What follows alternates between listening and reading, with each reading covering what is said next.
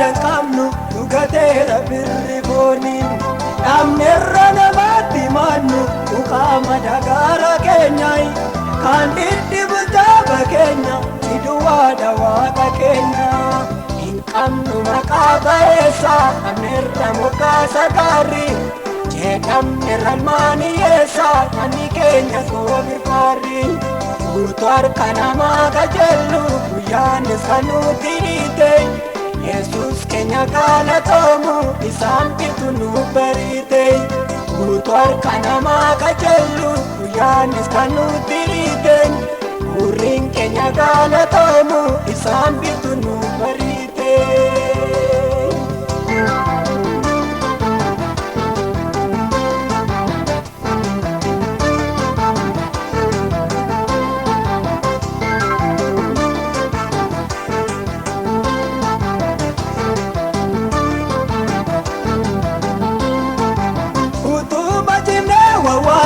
Saree walakkaatti kumneen nurraa gora darbe malee birri keenya harkaan hin qabneen inni bagaraan jabaatu argeetu muddaama keenya maqaan sanumaa ulfaatu deebiseera boojuu keenya hin qabnu maqaa ba'eessa dhabnerra moggaasa gaarii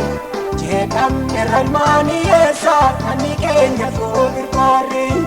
Guutuu harka namaa qajeellu guyyaanis kan nuti dhiite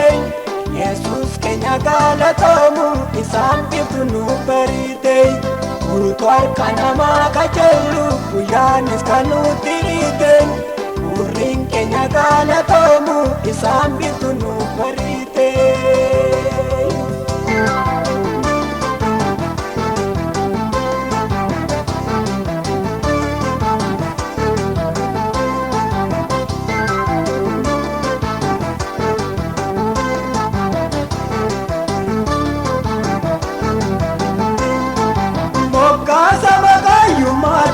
Utuma bandee adeemnu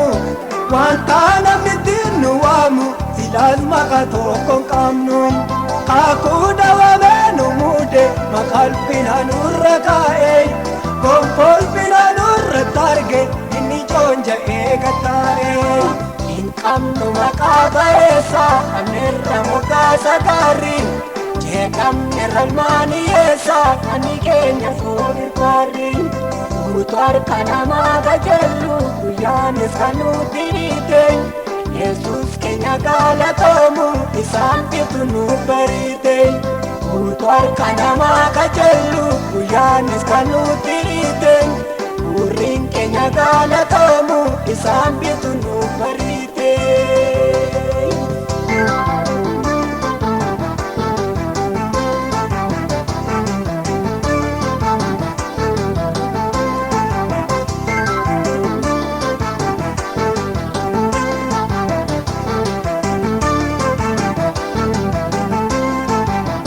Qalbinaatiin nu waamu isaniitiin nu waggaase Gurqaa qabeenyaa dhokaata isa tokkotee nu baase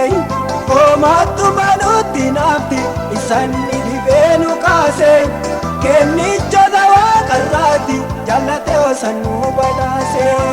Hin qabnu maqaa ba'eessa dhabnerra moggaasa gaarii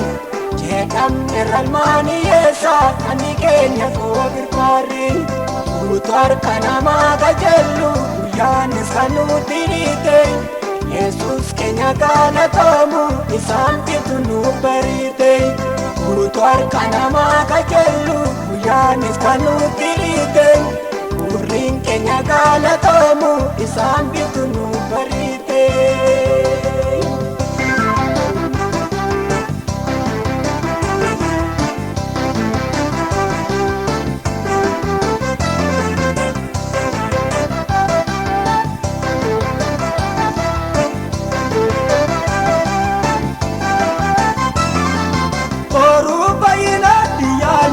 Ijoolleen ilmaanii eessa coomaa murree bakka dhunne obba baanne saakaleessay simboora banneera araeera seenaan keenya siinoomtu nuuf hin qixxaatu bullukkoo dirriiba keenya bullukkoo dirriiba